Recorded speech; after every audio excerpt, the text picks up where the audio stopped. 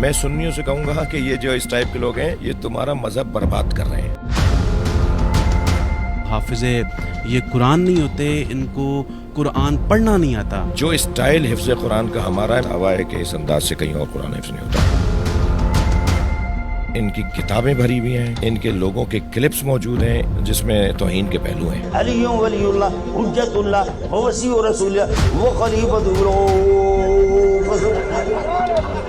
میں کہتا ہوں صحابہ کو جتنا ہم مانتے ہیں اتنا آپ ہی نہیں مانتے. آپ تو طلقاء کو مانتے ہیں، صحابہ کو کہاں مانتے ہیں؟ آپ کا کیا تعلق ہے صحابہ کرام سے؟ صحابہ کرام کو تو ماننے والے ہم ہیں. بھائی میرے تراویح پڑھانی ہے، آپ کی دکانداری کا مسئلہ ہے، آپ کو پیسہ ملنا ہے. ہمیں کیونکہ قرآن سے کوئی ہمارا کمائی کا ذریعہ نہیں ہے. محاذ آرائی کرو گے تو پوری دنیا میں شیعہ کو سنی ختم نہیں کر سکتا، سنی کو شیعہ ختم نہیں کر سکتا.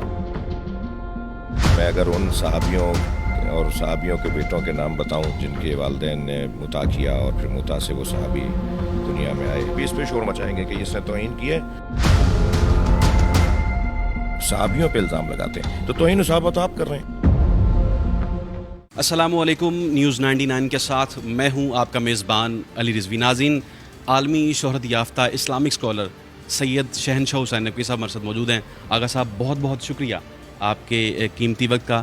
سب سے پہلے میں اور میری ٹیم جو ہے آپ کے والد صاحب کے بارے میں سنا تعزیت پیش کرتے ہیں. آغا صاحب آپ کا وقت بہت زیادہ قیمتی ہے. میں سوالات کی جانب بڑھنا چاہوں گا.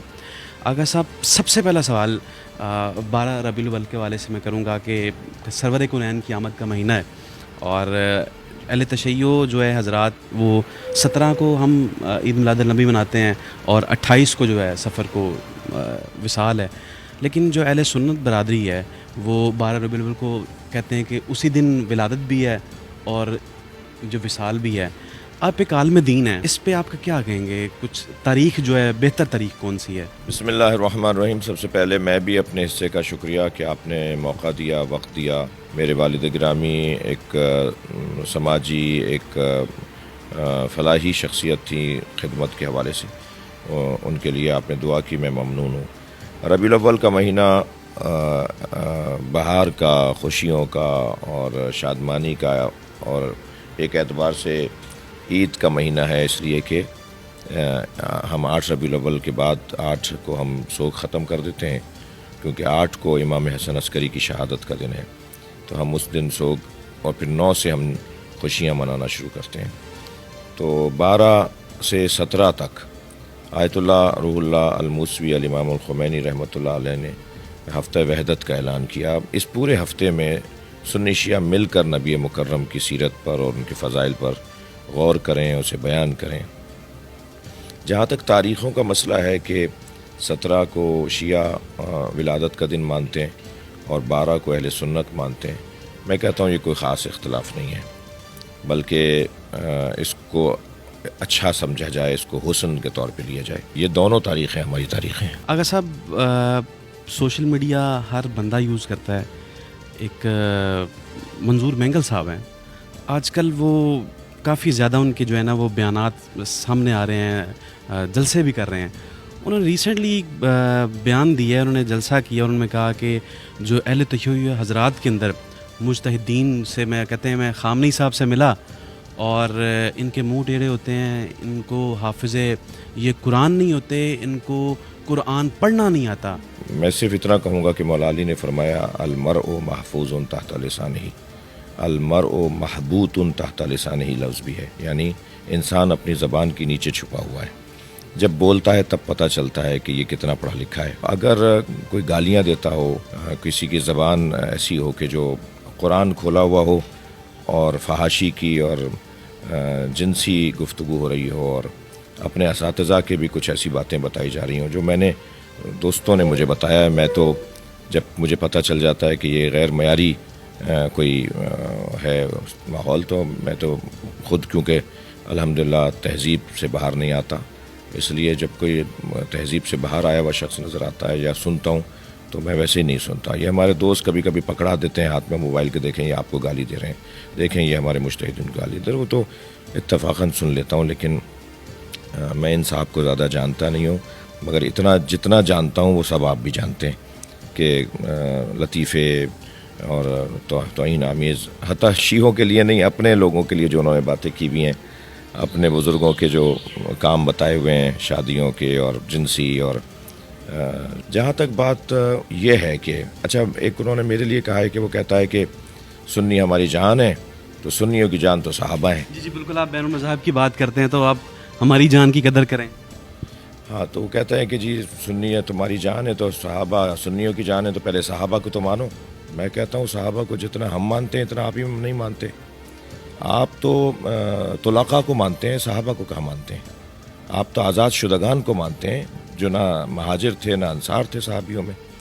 تو آپ کا کیا تعلق ہے صحابہ کرام سے؟ صحابہ کرام کو تو ماننے والے ہم ہیں، ان کی آبرو، ان کا احترام۔ آپ نے تو جب ان کے بارے میں بات کی ہے تو آپ نے تو ان کا مذاق اڑایا ہے، آپ نے ان کی توہین کی ہے۔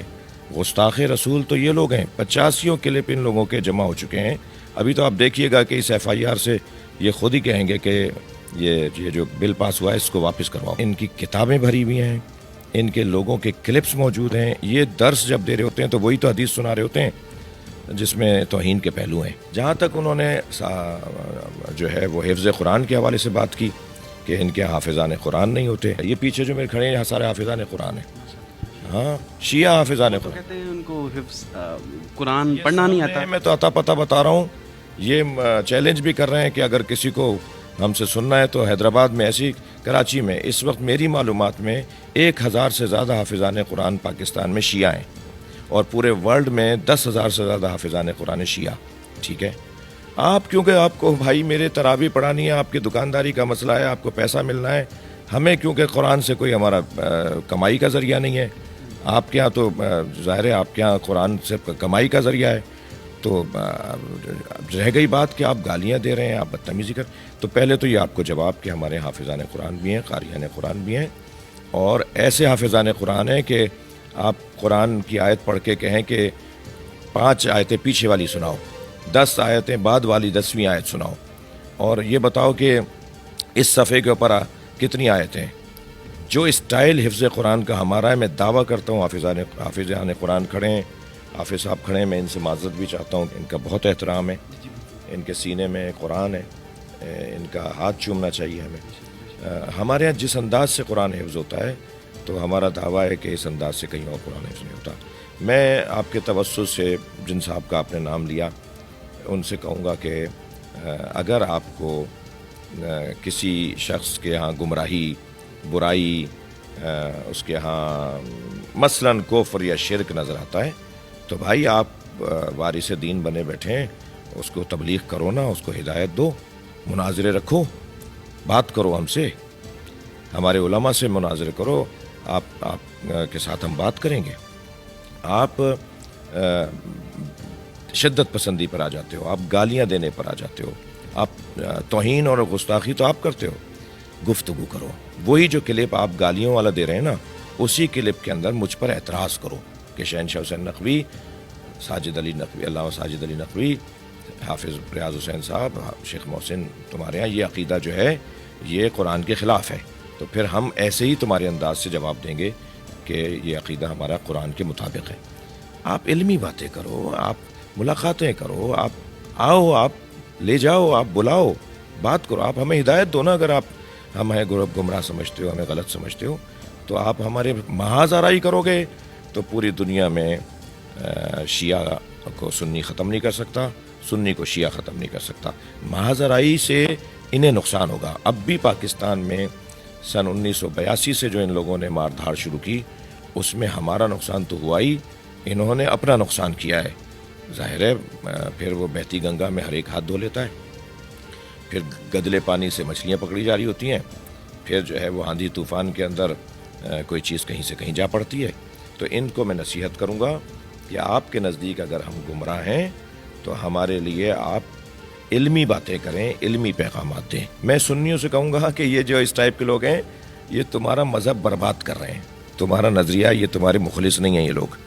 تو اور سنی الحمدللہ سمجھدار ہے اور بہت ہوشیار، سنی قوم بہترین قوم، اور ان کے بعض ملاؤں نے، بعض ان کے یہاں پڑھی لکھی شخصیات جو ہیں حیدرآباد میں، پاکستان بھر میں، اسلامی نظریاتی کونسل میں، ملی یکجہتی کونسل میں، اور جو ہے وہ MMA کے زمانے میں جو علماء رہے، اس کے علاوہ اور فورم ہمارے انصاری صاحب نے کراچی میں ایک فورم بنایا ہے، تو وہ بہت اچھے فورم ہیں.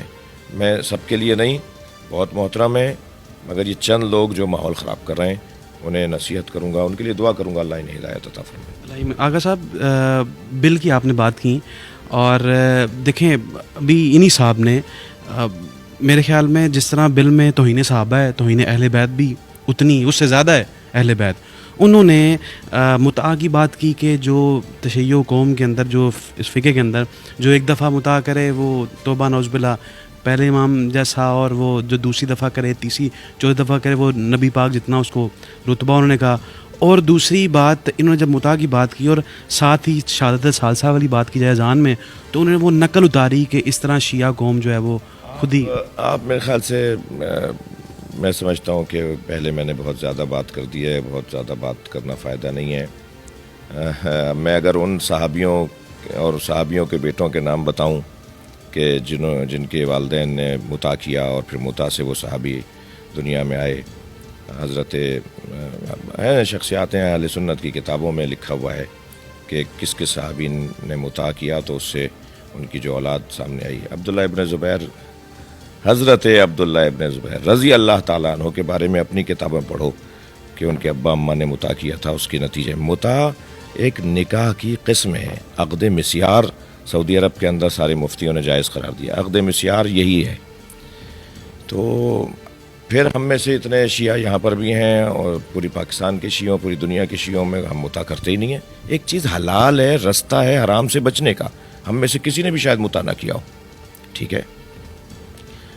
ایک آپشن دیا اور ایک اسلام نے رستہ دیا کہ آپ حرام کام سے بچو. یہ نہیں ہے کہ ہمارے یہاں متعا ہوتا ہے اور ہم لوگ متعا کرتے ہیں. ہم کرتے ہی نہیں متعا. ہاں آپشن موجود ہے، اگر کہیں گناہ میں پڑنے کا خوف ہو تو آپ ایک کمرے میں ہیں، ایک ایسی جگہ پر ہیں، ایک ایسے ماحول میں جہاں آپ گناہ میں چل جائیں گے، وہاں اگر آپ کے لیے حلال کام کا کوئی طریقہ ہے تو وہ متعا ہے، کیونکہ آپ کی زوجہ مثال آپ کے وطن میں ہے، آپ کسی اور ملک میں ہیں. اس لیے ایک آپشن دیا تھا. ہم میں سے کوئی، میں اتنا میری اس وقت 50 سال عمر ہونے کو ہے، میں نے تو آج تک متعا نہیں کیا.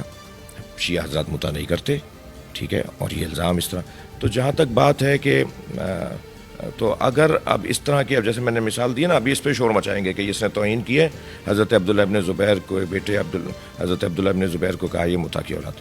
بھائی تمہاری کتابوں میں لکھا ہوا ہے، توہین نہیں ہے. ہم تو اس کو اچھا سمجھتے ہیں، کرتے نہیں ہیں. ہر اچھا کام تھوڑی کرتے ہیں. کتنی چیزیں اچھی آپ کو مارکیٹ میں نظر آتی ہیں، سب لے لیتے ہیں کیا آپ؟ کتنے اچھے اچھے کھانے رکھے ہوتے ہیں، سب کھا لیتے ہیں کیا آپ؟